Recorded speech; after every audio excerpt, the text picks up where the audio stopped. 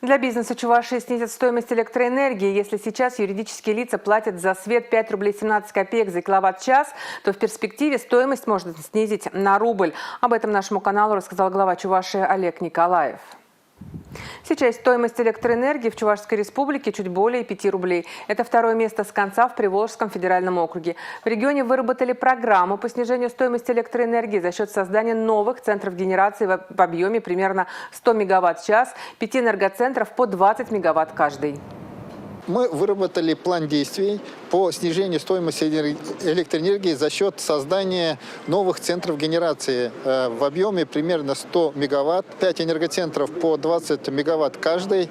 И по мере реализации данного направления, проектов данного направления, у нас стоимость электроэнергии снизится ниже, чем 5 рублей.